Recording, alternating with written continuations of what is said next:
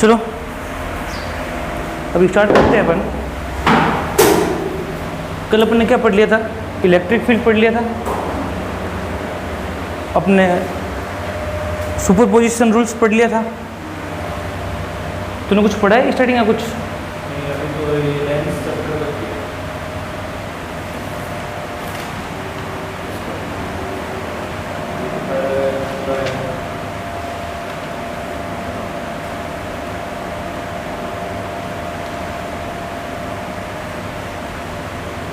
Reflection कुछ नहीं बताया गया?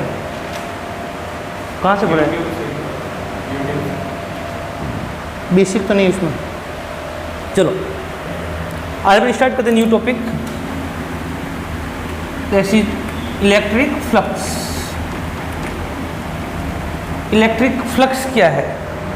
मैंने आपको पिछले लेक्चर में पढ़ाया था कि जो इलेक्ट्रिक फील्ड होता है वो एक इमेजिनरी फील्ड होता है, एक वर्चुअल फील्ड होता है, जिसके अंदर किसी भी अनदर पॉजिटिव चार्ज को लाया जाए या किसी भी चार्ज को लाया जाए तो वो फोर्स फील करता है। क्या फील करता है? फोर्स। उस इमेजिनरी फील्ड को अपन क्या बोलते हैं? इलेक्ट्रिक फील्ड होता है। इलेक्ट्रिक फील्ड की कोई फिजिकल एग्जिस्टेंस नहीं होती है, लेकिन अपन उसको वर्चुअली डिफाइन करते हैं इलेक्ट्रिक फील्ड लाइंस द्वारा। और मैंने आपको ये भी बताया था, electric field lines are those imaginary lines which shows existence of electric field. जो इलेक्ट्रिक फील्ड के एग्जिस्टेंस को शो करता है वो इमेजिनरी लाइंस होती है, वो इलेक्ट्रिक फील्ड लाइंस होती है। यहाँ तक मैंने आपको पहले बता दिया था। तो मेरे जो लास्ट के जो मेरे वीडियोज है ना, 8 वीडियोज है, तो 8 वीडियोज एक बार आप पढ़ लेना पूरा। हालांकि वो वापस पढ़ेंगे जब रेगुलर क्लास स्टार्ट होगी, फिलहाल उसको एक बार पढ़ लेना तो वो ईजिली समझ में आ जाएगा। ठीक है, अब अपन बात करें। मैंने बोला if there is uniform electric field E which is shown by electric field lines। ये इलेक्ट्रिक फील्ड लाइंस है और जो इलेक्ट्रिक फील्ड की डायरेक्शन को शो कर रही है। Direction of electric field line shows direction of electric field. इसका मतलब ये हो गया कि जो इलेक्ट्रिक फील्ड लाइंस जो आपको ऐसे मैं शो कर रहा हूँ, ये एक इलेक्ट्रिक फील्ड को शो कर रहा है। आगे अब जरा देखना, मैंने बोला कि वहां पर कोई एक लूप है जिसका एरिया कितना है? ए। जिसका एरिया कितना है? ए है। A is the area of loop which is placed in electric field E. जिसको इलेक्ट्रिक फील्ड ई के अंदर मैंने रख दिया, उस लूप का जो एरिया है वो कितना है? ए। अब एक बात बताइए, इलेक्ट्रिक फ्लक्स क्या हुआ? इलेक्ट्रिक फ्लक्स बेसिकली एक स्केलर क्वांटिटी है। क्या है? Scalar quantity. Electric flux is a scalar quantity which shows number of electric field lines passing perpendicularly through the surface। किसको शो कर रहा है? इलेक्ट्रिक फ्लक्स है, एक स्केलर क्वांटिटी है जो ये शो करता है कि उस सरफेस, उस एरिया से कितनी इलेक्ट्रिक फील्ड लाइंस पास हो रही है। मैंने बोला जितनी ज़्यादा इलेक्ट्रिक फील्ड लाइंस इस एरिया के अंदर से जाएगी, इलेक्ट्रिक फ्लक्स उतना ही ज़्यादा होगा। इसका मतलब इलेक्ट्रिक फ्लक्स क्या है? It is number of electric field lines. एक नंबर है। क्या है? इसकी कोई, ये मतलब कोई एक ऐसी क्वांटिटी नहीं है जिसकी कोई डायरेक्शन है। Number of electric field lines जितनी ज़्यादा होगी उतना ही फ्लक्स क्या होगा? ज़्यादा होगा। और नंबर होता है, नंबर तो किसके लिए क्वांटिटी होती है?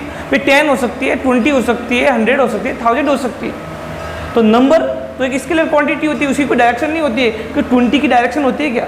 नहीं होता। मैंने बोला 100 इलेक्ट्रिक फील्ड लाइन्स है, तो 100 इलेक्ट्रिक फील्ड लाइन्स है, that is the number of electric field lines that does not show any direction.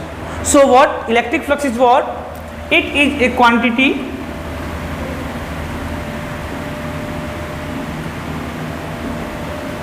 which shows number of electric field line passing perpendicularly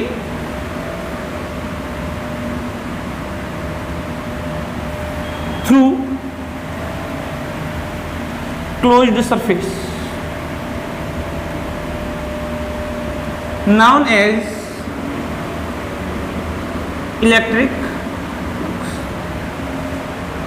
मतलब जो number of electric field lines है वो उस area से perpendicularly पास होनी चाहिए।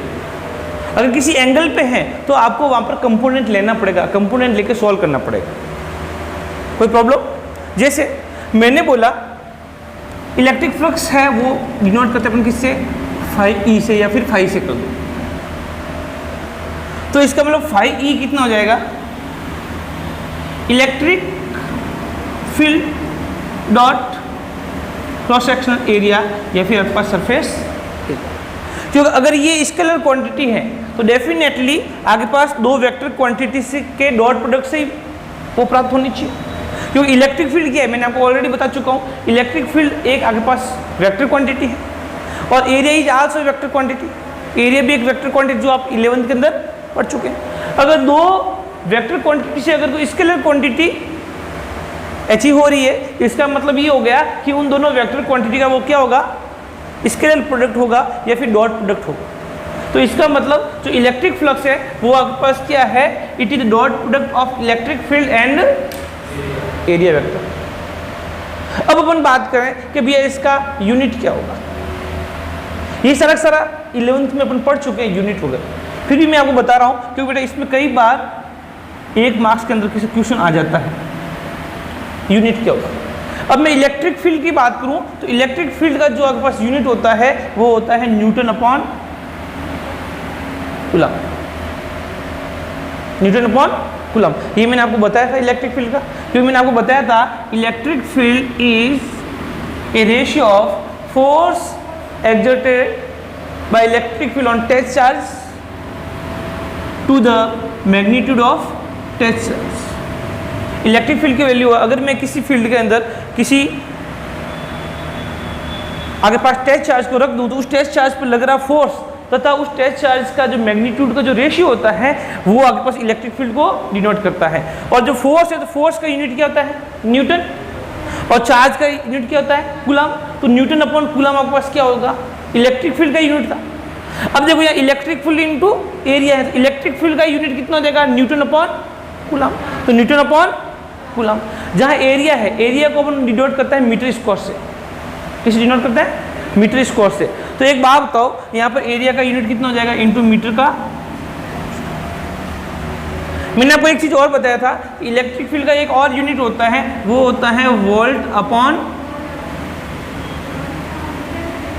Metre. Volt upon meter. अब देखो यहाँ पर देखो मीटर स्क्वायर है एरिया का, इसका तो हो गया वोल्ट अपॉन मीटर, एरिया का मीटर स्क्वायर। तो जरा देखो मीटर से स्क्वायर, तो आपके पास कितना हो जाएगा, वोल्ट इंटू। तो इसके दो यूनिट हो गया आपके पास इलेक्ट्रिक फील्ड्स के, newton upon coulomb into metre square. एक हो गया वोल्ट इंटू, यह तो कोई दिक्कत। इसका मतलब electric flux is what, electric flux is a number of electric field line passing perpendicularly through the surface. Surface के परपेंडिकुलरली कितने number of electric field lines pass हो रही है, that is known as the electric flux. It is denoted by phi, जिसको phi के द्वारा denote करते। ये तो आपको सिंपल डेफिनेशन।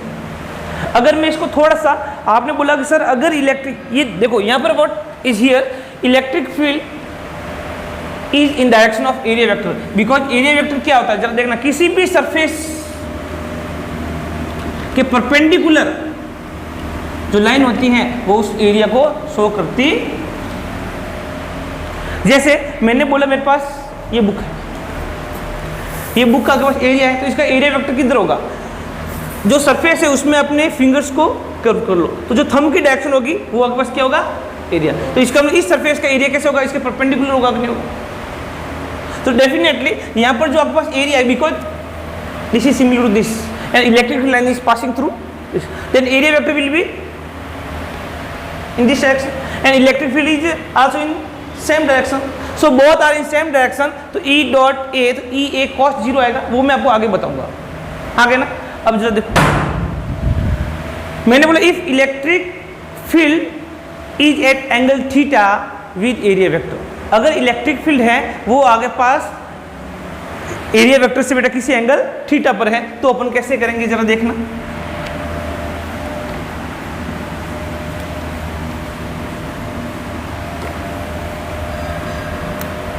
मैंने बोला भैया ये इलेक्ट्रिक फील्ड, किसी को ए को उसके एंगल के साथ जोड़ दो, ये आपके पास एरिया वेक्टर,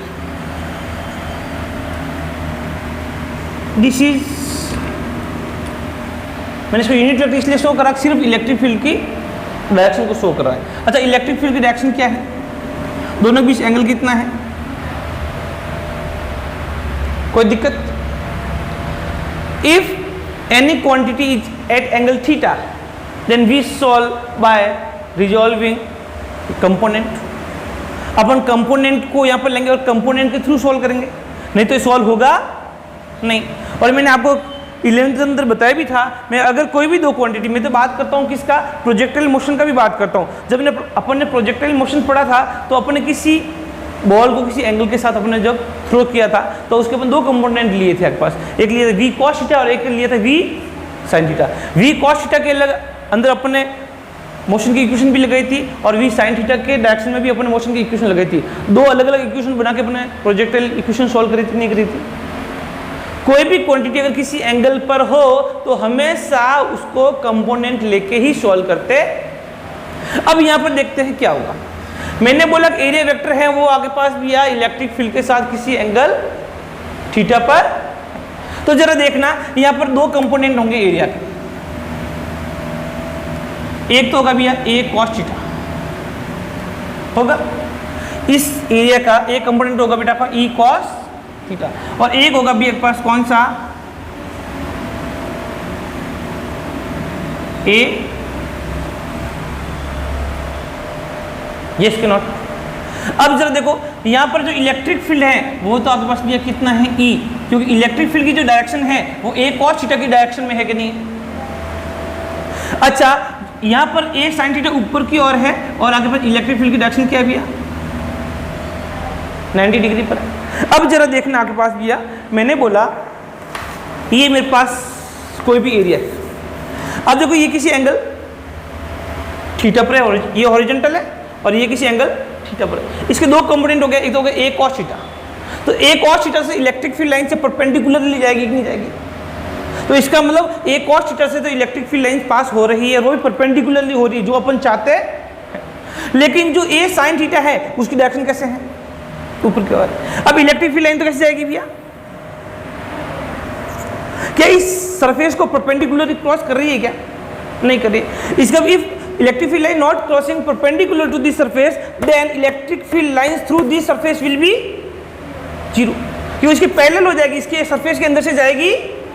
जब इस सरफेस के पैरेलल हो जाएगी तो इस सरफेस के परपेंडिकुलर कोई इलेक्ट्रिक फील्ड लाइन से नहीं जाएगी, और कोई इलेक्ट्रिक फील्ड लाइन से नहीं जाएगी तो फ्लक्स क्या होगा, जीरो होगा, क्योंकि आपको डेफिनेशन ही क्या है इलेक्ट्रिक फ्लक्स की, number of electric field lines passing perpendicular to the surface. इसका मतलब ए साइन थीटा से तो कोई भी इलेक्ट्रिक फील्ड लाइन पास नहीं हो रही है। तो भैया इलेक्ट्रिक फील्ड लाइंस पास कहां से हो रही है, भैया इलेक्ट्रिक फील्ड लाइन से वो ए कॉस थीटा से पास हो रही। तो मैं यहां पर लिख दूंगा भैया electric field lines passing through a sine theta is zero. So electric flux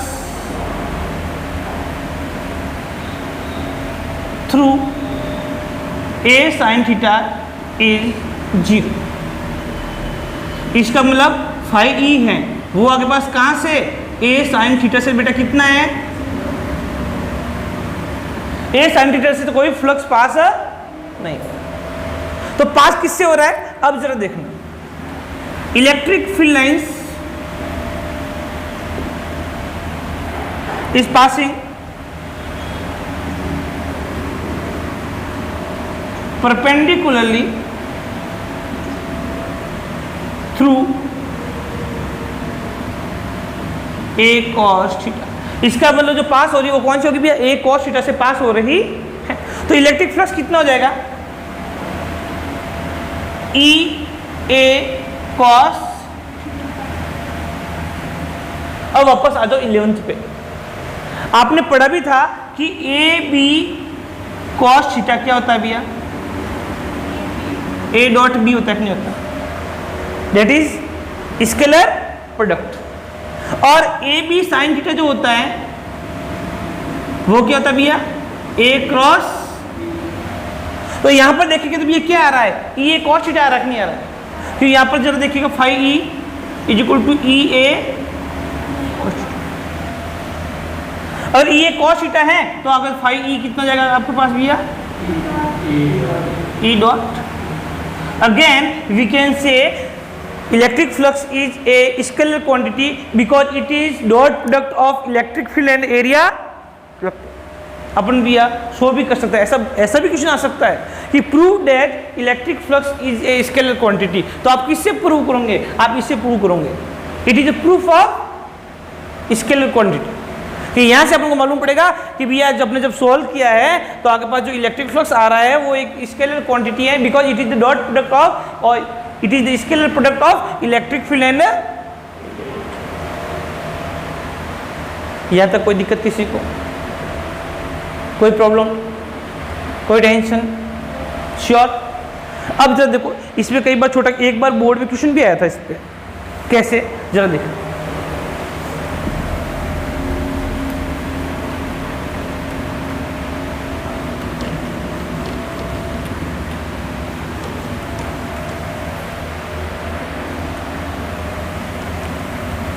question क्या है, find electric flux through surface shown in the figure। ये आपको कोई सरफेस है, ये इलेक्ट्रिक फील्ड लाइन शो कर रहा है। मैंने बोला आपके पास भैया यहाँ पर कितना है, 6000 इलेक्ट्रिक फील्ड लाइन्स है, एंड पासिंग आउट इज 10,000। तो फ्लक्स की वैल्यू कितनी है?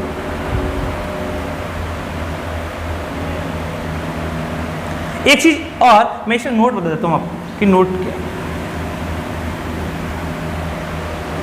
If electric field lines is entering in any surface then electric flux is negative. तो उसके कारण इलेक्ट्रिक फ्लक्स क्या होगा, नेगेटिव होगा। उसका कारण आपको आगे मालूम पड़ेगा क्यों, चलो मैं ये भी बता देता हूं आपको। इलेक्ट्रिक फील्ड लाइन्स किसी सरफेस के अंदर जा रही है, इसका मतलब उसके अंदर कौन सा चार्ज होना चाहिए। इलेक्ट्रिक फील्ड लाइन्स किसी सरफेस के अंदर की ओर जा रही है तो उसके अंदर कौन सा चार्ज होना चाहिए, नेगेटिव होना चाहिए। मैंने आपको बताया भी था परसों, मैंने क्या बोला था कि electric field lines is towards negative charge. Electric field lines होती है वो हमेशा नेगेटिव चार्ज की ओर होती है, मतलब नेगेटिव चार्ज की ओर अंदर की ओर होती हैं। और electric flux line is outward from the positive charge. अगर किसी भी चार्ज से इलेक्ट्रिक फील्ड लाइन्स या फिर किसी बॉडी से इलेक्ट्रिक फील्ड लाइन्स बाहर की ओर जा रही है, इसका मतलब उसमें चार्ज कैसा है, पॉजिटिव है। कैसा है, पॉजिटिव है। अगर इलेक्ट्रिक फील्ड लाइन्स किसी बॉडी की ओर आ रही है, इसका मतलब उस बॉडी पे चार्ज कैसा है, नेगेटिव है। तो एक चीज आपको याद रखना है, flux is negative if electric field lines is entering in surface. Note second क्या जरा, ये स्टेटमेंट फर्स्ट है, स्टेटमेंट सेकंड क्या होगा भैया, flux is positive if electric field lines is outgoing from. अगर इलेक्ट्रिक फील्ड लाइन्स आपके पास क्या हो रही है, किसी सरफेस से बाहर की ओर जा रही है तो उसके कारण जो फ्लक्स होगा वो पॉजिटिव होगा। और इलेक्ट्रिक फील्ड लाइन्स अगर किसी सरफेस की ओर या अंदर की ओर आ रही है तो इलेक्ट्रिक फ्लक्स होगा वो कैसा होगा, नेगेटिव होगा। अब यहां पर आप देखिए फ्लक्स की वैल्यू कितना होगा, net flux is equal to φ2 minus φ1। Let assume this is φ1 and this is. अब एक बात बताओ, φ2 की वैल्यू कितना है, 10,000, और φ1 की वैल्यू कितना है, 6। तो अगर फ्लक्स की वैल्यू कितना आ रहा है भैया, 4,000। Newton into metre square upon. अच्छा ये पॉजिटिव आ रहा है कि नहीं आ रहा है? कैसा आ रहा है? तो इसका मतलब फ्लक्स, इस सरफेस से जो फ्लक्स होगा वो पॉजिटिव होगा कि नेगेटिव होगा? क्योंकि हमेशा जो फ्लक्स होता है वो outward flux minus inward flux होता है, ये ध्यान रखना। तो टोटल फ्लक्स होता है ना, net flux, that is outward flux minus inward flux. और आउटवर्ड फ्लक्स कितना है? 10,000। इनवर्ड फ्लक्स कितना है? 6,000। उनका डिफरेंस कितना आएगा? 4,000। Net electric field lines outward ज़्यादा है कि नहीं? ज़्यादा है। इसका मतलब इस सरफेस के अंदर जो चार्ज होगा वो पॉजिटिव होगा कि नेगेटिव होगा?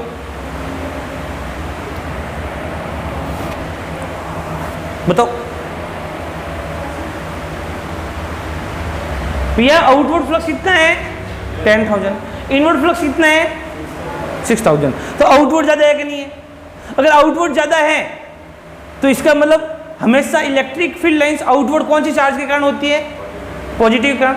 इसका मतलब इस सरफेस के अंदर नेट चार्ज पॉजिटिव होगा कि नेगेटिव होगा? पॉजिटिव। ये क्वेश्चन ऑलरेडी आ चुका है बोर्ड के अंदर।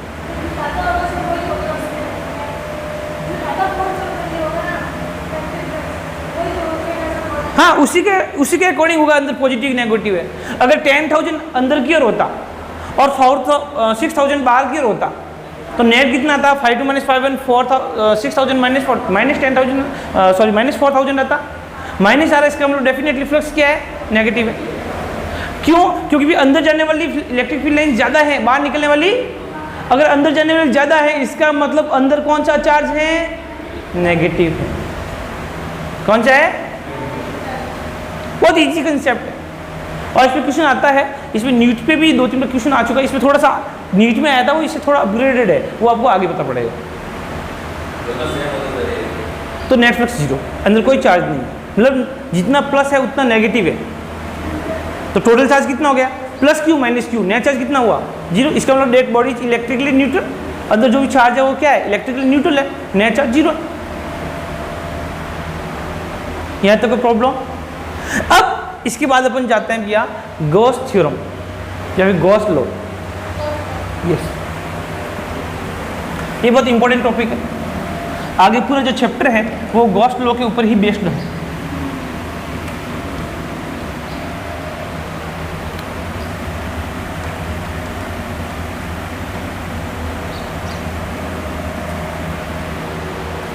देखिए गॉस लॉ क्या, गॉस लॉ ने डिफाइन किया था भैया आगे पास कि इलेक्ट्रिक फ्लक्स की वैल्यू और सरफेस के अंदर टोटल चार्ज क्या है उसके बीच में आपको एक रेशियो दिया था, एक रिलेशन दिया था। और वो आपके पास क्या था जरा देखिएगा। According to Gauss law, surface integration of electric field, surface integration of electric field. Surface मतलब अपने इंटीग्रेशन कर रहे हो, किसके रेस्पेक्ट में कर रहे हैं? सरफेस एरिया के रेस्पेक्ट में कर रहे हैं। किसका कर रहे हैं? Electric field. किसके रेस्पेक्ट में कर रहे हैं? सरफेस एरिया के रेस्पेक्ट में। किसका? Electric field. और ये किसका साइन है? इंटीग्रेशन। तो surface integration of electric field is ratio of Q not upon epsilon 0 and this is the total electric flux. अब उसने स्टेटमेंट किया था, जरा देखिए। According to the Gauss law, surface integration of electric field, surface integration of electric field और total electric flux is 1 upon epsilon 0 multiple of total charge enclosed by it. How? जरा देखना। According to Gauss law,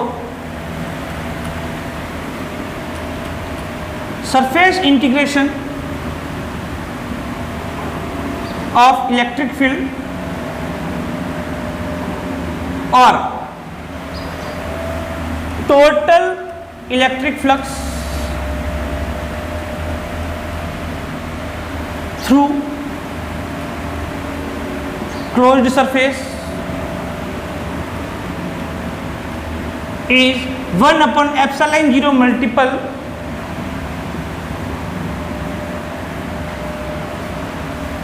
of total charge enclosed by इट। इसका मतलब phi net होगा किसी भी surface से जो टोटल फ्लक्स होगा वो। तो आपके पास जरा देखो, मैंने बोला अगर छोटा सा सरफेस एरिया कितना है, ds है, इसको ले ले, ये आपके पास एक छोटा सा सरफेस एरिया मान ले भी आपने कितना,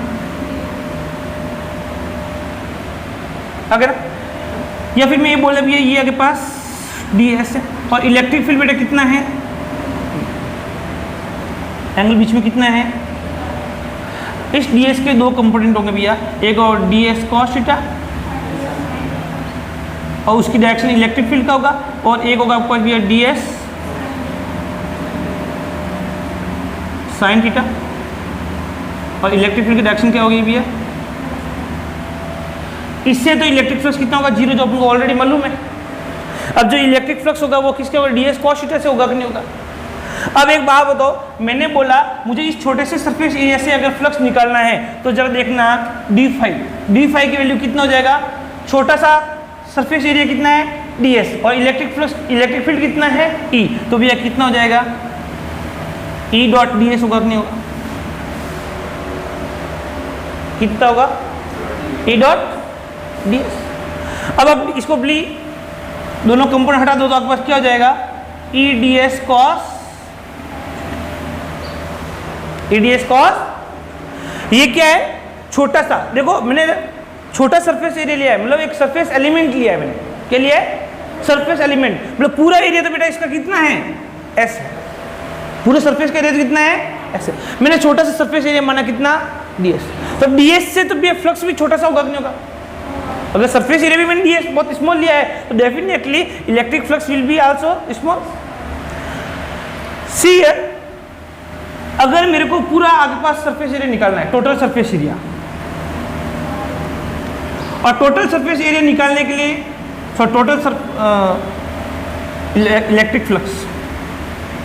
टोटल इलेक्ट्रिक फ्लक्स निकालना है तो ये छोटा सा फ्लक्स डी पे या टोटल फ्लक्स निकालने के लिए अपन इंटीग्रेशन करते हैं कि नहीं करते हैं, किसी भी चीज़ को छोटी से बड़ी चीज़ बनाने के लिए अपन हमेशा इंटीग्रेशन करता है कि नहीं है, आपने 11th में इसको स्टडी करा कि नहीं करा, तो इसका दोनों तरफ इंटीग्रेशन कर देंगे भैया आपके पास, तो डी फाई कितना हो जाएगा आपके पास भैया, E D S cos, definitely D phi becomes phi, E cos theta और डी एस क्या हो जाएगा, छोटा सा सरफेस एरिया, तो आपके पास कितना हो जाएगा, फाई बराबर ई कॉस थीटा इंटू एस।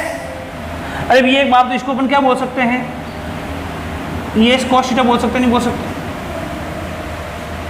तो एक बात तो भैया फाई के वैल्यू कितना हो जाएगा अगर भैया, एस इज इक्वल टू ये सरफेस एरिया है यहाँ पर, तो इसको भी अपन ऐसा भी बोल सकते नहीं बोल सकते, E dot A, if S बराबर बेटा कितना है, ये एरिया है, मैं कई बार एरिया को एस से भी डिनोट करता हूँ और कई बार एरिया को मैं ए से डिनोट करता हूँ, आपको कन्फ्यूजन नहीं होना है, कोई प्रॉब्लम।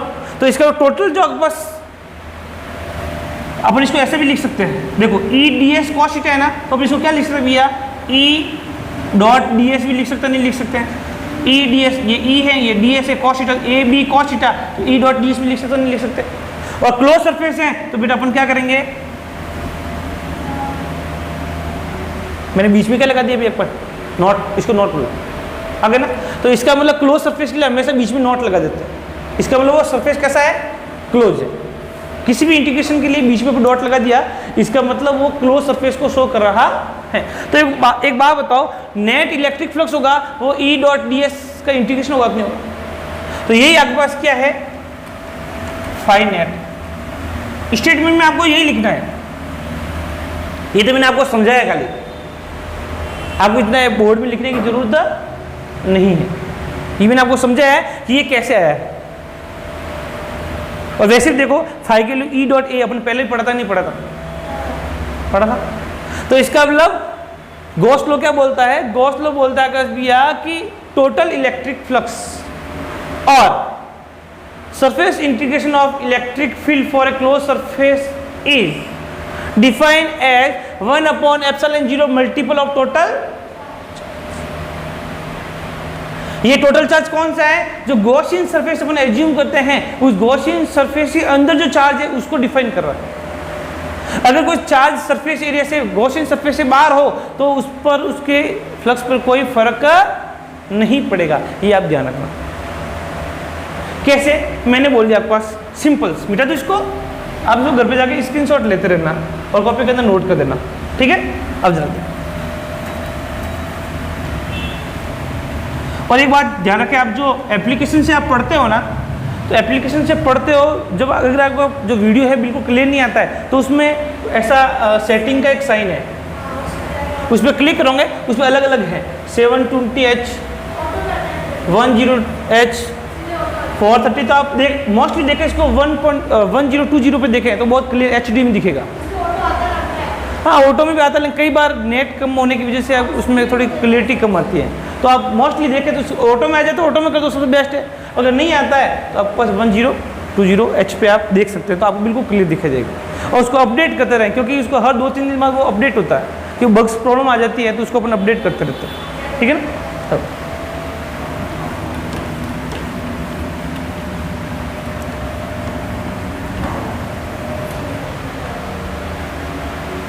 नोट लिखते अपन भैया,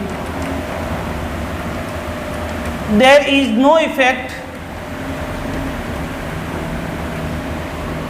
इन electric flux through Gaussian surface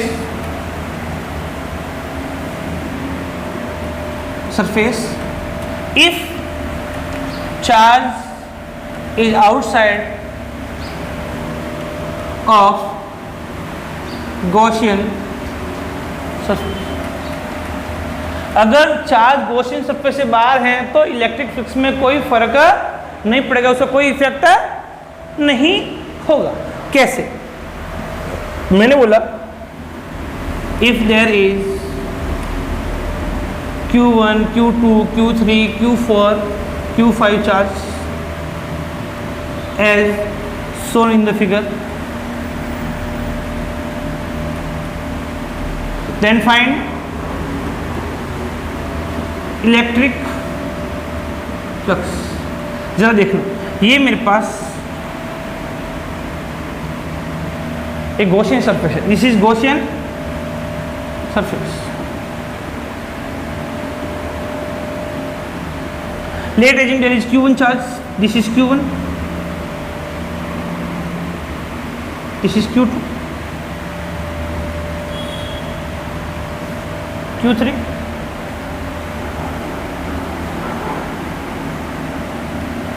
Q4,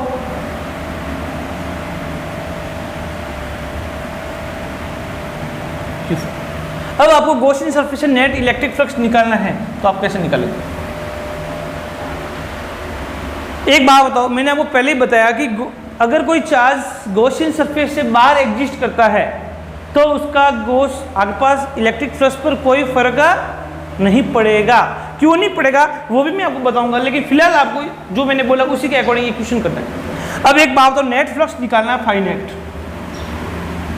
क्या निकालना है? फाइनेट। फाइनेट निकालना तो एक बात बताओ, यहाँ पर गॉसियन सरफेस के अंदर कौन कौन से चार्ज हैं? Q1, Q2, Q3 upon epsilon, और ये टोटल फ्लक्स होगा कि नहीं होगा? हाँ क्या ना। अब आप बोलोगे सर Q4 Q5 आपने क्यों नहीं लिया? उसका रीजन है, देखो अंदर से अगर पॉजिटिव होगा तो इलेक्ट्रिक फील्ड लाइंस बाहर जाएगी, और नेगेटिव हो तो ये क्या होगा? अंदर क्या होगी? यहाँ पर अगर पॉजिटिव चार्ज है तो पॉजिटिव लिखना है, नेगेटिव चार्ज है तो नेगेटिव। इसका एल्जेब्रिक सम होगा टोटल चार्ज, वो मैंने आपको चार्ज की प्रॉपर्टी में पढ़ाया था कि total charge on any body is algebraic sum of total charge exist on their on surface. उस सरफेस पे टोटल कितना चार्ज है उस सबका एल्जेब्रिक सम होता है, वही आपके पास टोटल चार्ज होता है। अब एक बात तो यहाँ पर जो टोटल चार्ज उसका एल्जेब्रिक सम लेना है। आप बोलो सर बाहर जो चार्ज है उसका इफेक्ट क्यों नहीं हो रहा है? अब वापस से मैं एक चीज़ आपको रिमाइंड करता हूँ, if electric field line is entering in surface then flux will be negative. If electric field lines is outgoing from surface then electric flux is positive. If charge exists outside of the Gaussian surface then electric field line will enter, that will also go out from surface. बाहर वाले charge के कारण जो electric field line अंदर जाएगी उसको बाहर जाना ही पड़ेगा। तो एक बात तो अंदर जा रही है तो नेगेटिव, बाहर निकल रहा है तो पॉजिटिव, तो फिर नेट इफेक्ट इसकी वजह से कितना हुआ? अगर इस चार्ज की बात करूं, इसके अंदर जा रही है, अंदर जा रही है, उसके कारण फ्लक्स हो जाएगा पॉजिटिव, वापस वही बाहर तो निकलेगी नहीं निकलेगी, वो अंदर थोड़ी रहेगी। बाहर निकल गई तो जितना उसने एंटर करा उतना उतना बाहर निकल जाएगा। इसकी वजह से आपके पास क्या हो गया भैया? -5, इसकी वजह से क्या हो जाएगा? +5, तो नेट आपके पास कितना हो जाएगा? Due to which there is no effect if charge exist outside of the Gaussian surface. अगर चार्ज गॉसियन सरफेस से बाहर है तो इसी कारण से आपके पास इसमें इलेक्ट्रिक फ्लक्स में कोई इफेक्ट। अब देखो बड़ा रोमांटिक क्वेश्चन है एक, अभी जो रिसेंटली नीट में भी आया था। कैसे? देखिए,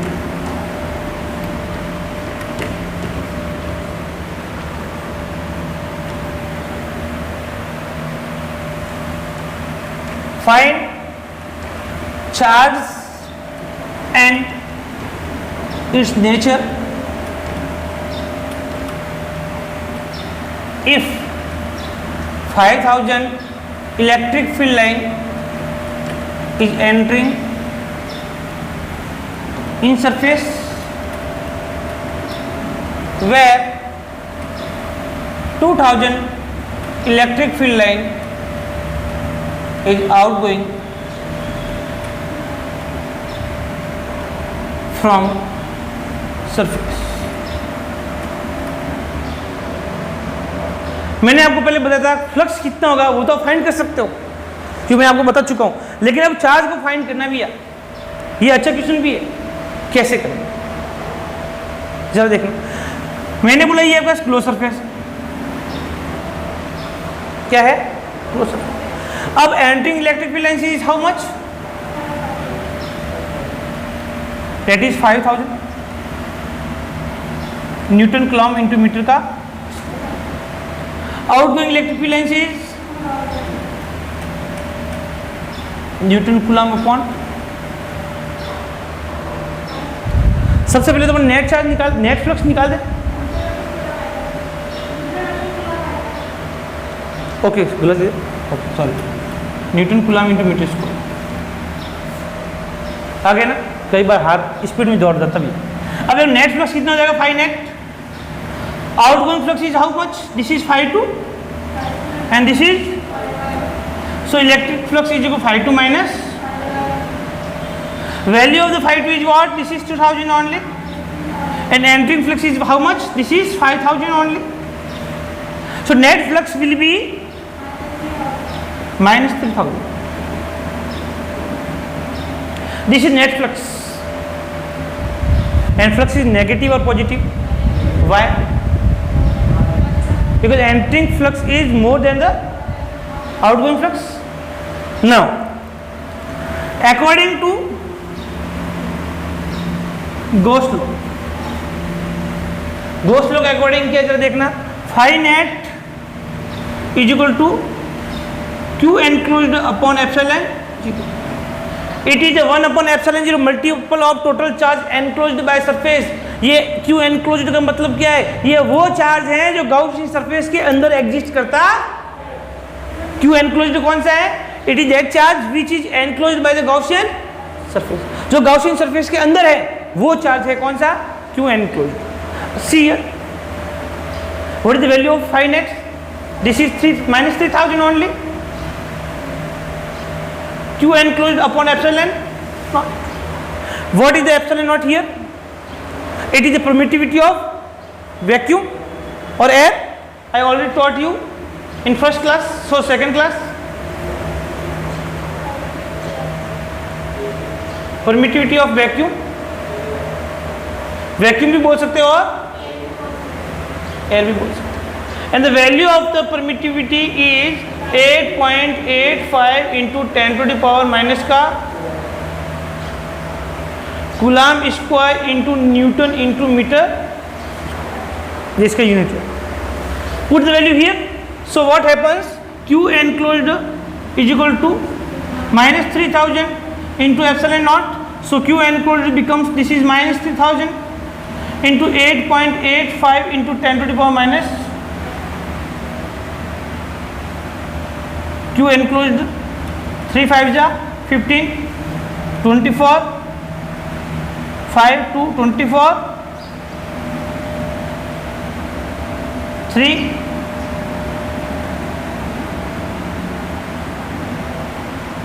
coulombs, so it becomes 26.55 nano coulomb. 10 to the power minus 9 means nano, 10 की घात माइनस 9 होती है उसको नैनो बोलते हैं, 10 टू द पावर माइनस 6 होते हैं उसको माइक्रो बोलते हैं, पता है? 10 टू द पावर माइनस 6 मतलब माइक्रो, जिसको म्यू के द्वारा डिनोट करते हैं। 10 की पावर माइनस 9 नैनो, जिसको एन के द्वारा डिनोट करते हैं। 10 की पावर माइनस 12 पिको, जिसको पी के द्वारा डिनोट करते हैं। 10 की पावर माइनस 3 मिली, स्मॉल एफ द्वारा डिनोट करते हैं। तो एक बात बताओ, यहाँ पे इसे मल्टीप्लाई कर देंगे भैया तो आपके पास कितना जाएगा 26.55, ये 30 है, इसको भी 30, 10 की पावर माइनस 12 है तो कितना 10 की माइनस 9 हो जाएगा, और 10 का माइनस 9 को बोलते हैं नैनो, तो 20 अच्छा नेगेटिव है बेटा, कैसा है?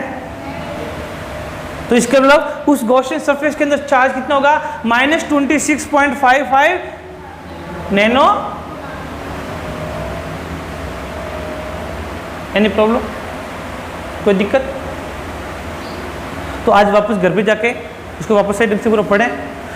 आप पूरा वाला वीडियो, पीछे वाला वीडियो देख लेना एक बार, घंटा पर लगेगा, आप कर लोगे, ठीक है? और कल से जल्दी आना, लेट मत आना। और मैं भी एक ऑनलाइन टेस्ट तुम्हारे लिए हेल्ड करने जा रहा हूँ जो अभी तक मैंने पढ़ाया है, ऑब्जेक्टिव टेस्ट, है ना?